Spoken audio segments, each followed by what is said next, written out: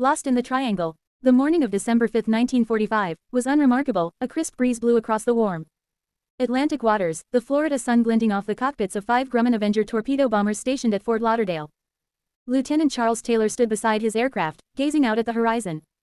It was a routine training mission, Flight 19, tasked with navigating a triangular route over the Bahamas before returning to base. Taylor had flown this route countless times before, but something about the air felt different today, thicker, heavier. He shook the thought away.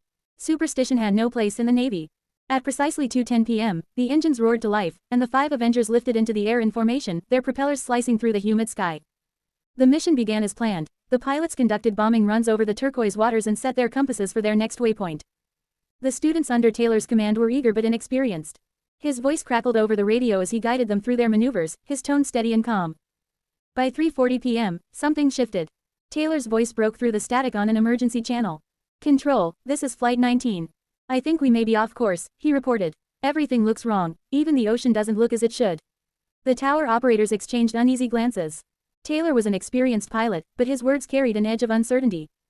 "Flight 19, confirm your position," the tower replied. There was a pause, then Taylor's voice again, fainter this time, "We're not sure where we are. We can't see land, everything is white." Hours passed, and the situation grew increasingly dire. The radio transmissions became sporadic and garbled, punctuated by bursts of static. Taylor reported that both his compasses were malfunctioning. North seemed to shift with every passing minute.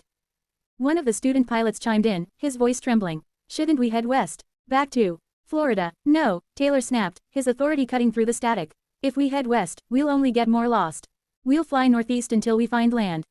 But northeast brought no salvation. The sky darkened, clouds swirling unnaturally as if drawn by an invisible force. Rain began to lash against the cockpit windows, and lightning illuminated the roiling sea below. "Control," Taylor's voice came through one last time, faint and almost drowned by the storm. "It feels like we're entering another world.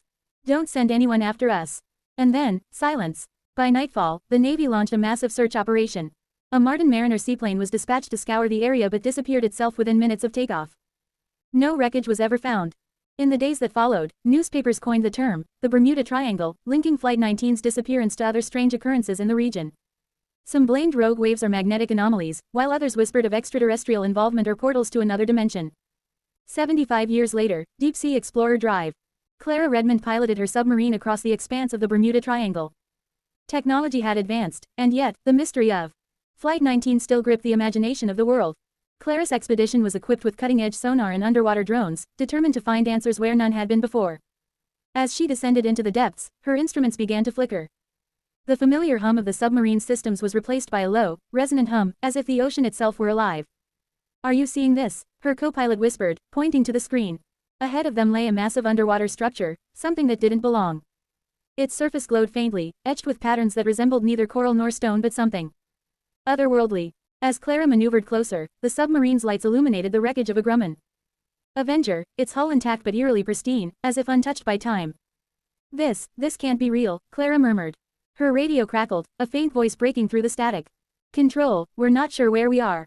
Everything looks wrong." Clara froze. It was Taylor's voice, echoing from decades past. The hum grew louder, and the lights of the structure pulsed rhythmically, as if alive. The submarine's systems began to fail one by one, the screen flickering before plunging them into darkness. Clara's last thought as the submarine was enveloped in the glowing abyss was not fear, but awe. The triangle had claimed them too, and she realized the truth, it wasn't a graveyard of ships and planes. It was a gateway.